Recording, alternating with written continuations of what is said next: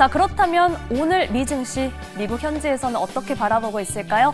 미국 증시 전문 유튜버 유사남님 연결해 들어보겠습니다. 유사남님, 안녕하세요. 네, 하루 쉰 뒤 오늘의 미 증시 어떻게 보고 계실까요? 네, 오늘 같은 경우는 도널드 트럼프 미국 대통령이 이란에 대한 군사 공격 개시 여부를 2주간 보류했고, 또한 월러 연준 이사 또한 오늘 긍정적인 발언, 7월에 금리 인하가 가능하다라는 발언이 나오면서 전반적으로 주식시장에서는 긍정적으로 받아들이고 있는 모습이 나타나고 있습니다. 현재 주가는 조금 소폭 상승한 상태에서 조금 내려온 상황이고요. 현재 금 가격도 조금 내려왔고, 천연가스 오일 가격까지 현재 조금씩 내려오고 있는 모습을 보여주고 있습니다.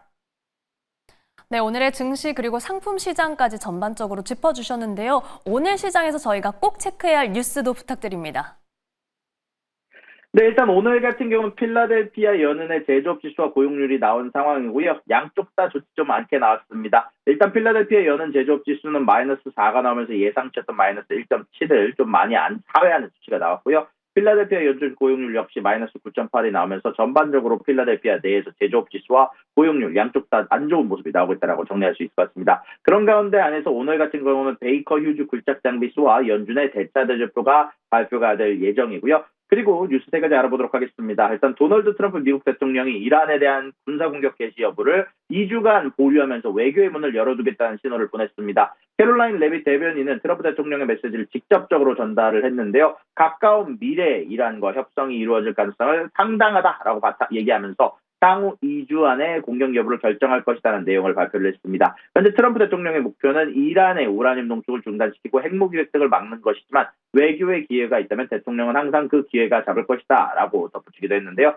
일단 트럼프 대통령의 이러한 입장 표명은 이란 수도 테헤란 주민들에게 대피를 요구하는, 그리고 최고 지도자에게 대피를 하나라고 얘기를 하던 강경 발언을 쏟아내는 기조에서 전반적으로 한 발 물러선 것으로 풀이가 되고 있고요. 이런 소식이 전달이 된 이후 미국의 주가 지수의 선물 지수가 소폭 상승하면서 국제 유가도 소폭 하락하는 시장이 안정되는 모습을 보였습니다. 이런 가운데 안에서 이스라엘은 이란에 대한 핵시설 공격을 지속적으로 공격하고 있는데요. 이스라엘 방위군은 오늘도 테헤란 내에서 미사일 생산 시설과 핵무기 프로그램에 대한 연구개발 본부 등 수십 개의 목표물을 타격했다라고 밝히기도 했습니다. 자, 그리고 그 다음 소식입니다. 소프트뱅크 그룹의 손정희 회장이 미국에 무려 1조 달러, 한국 돈으로 약 1370조 원 규모의 거대한 인공지능 및 로봇 산업단지를 건설하는 구상을 내놓았다는 소식이 전달이 됐습니다. 현재 이름은 프로젝트 크리스털랜드라는 코드명이 붙은 상황이고요. 이 계획은 미국 애리조나주에 중국의 선전을 방불케 하는 첨단 기술 제조 허브를 구축하는 것으로 목표를 하고 있고요. AI 기반 산업용 생산 로봇들이 들어설 것으로 예상이 되며 이를 통해서 첨단 제조업을 다시 미국으로 가져오겠다는 구상을 발표를 했는데요.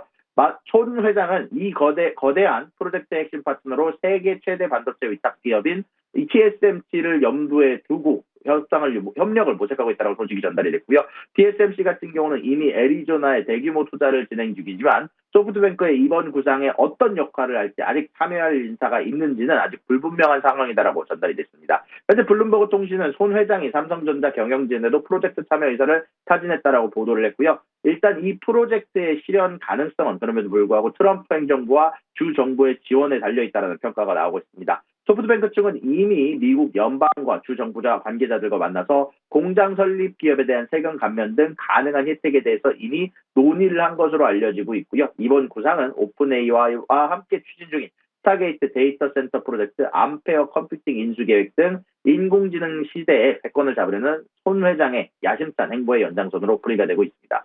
자, 그리고 그 다음 소식입니다. 최근 금리 급등으로 불안정했던 일본 국채 시장에 일본 정부가 예상보다도 훨씬 더 커다란 규모의 개입을 발표를 했습니다. 일본 재무성은 시장 관계자들과의 회의에서 20년, 30년, 40년 만기의 초장기 국채의 연간 발행 규모를 3조 2천억엔, 한국 돈으로 약 220억, 현재 미국 달러로 220억 달러로 축소한다고 밝혔고요. 이는 당초 시장에서 예상했던 2조 3천억엔을 아주 크게 웃도는 수치입니다. 이번 조치는 지난달 초장기 국채 입찰에서 수요가 부진해 금리가 사상 최고 수준으로 치솟는 등 시장 불운이 아무래도 커진 데 따른 대응으로 풀이가 되고 있고요.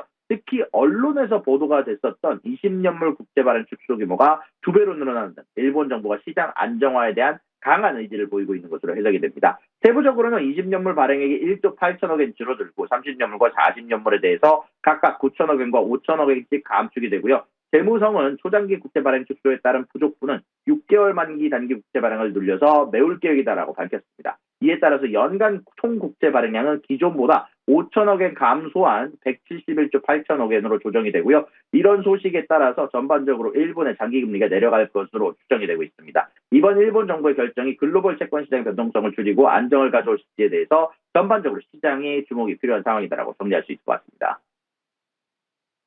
네, 이렇게 시장 환경을 둘러싼 여러 가지 뉴스들 함께 살펴봤습니다. 미국 증시 전문 유튜버 유산남님과 함께했습니다. 고맙습니다.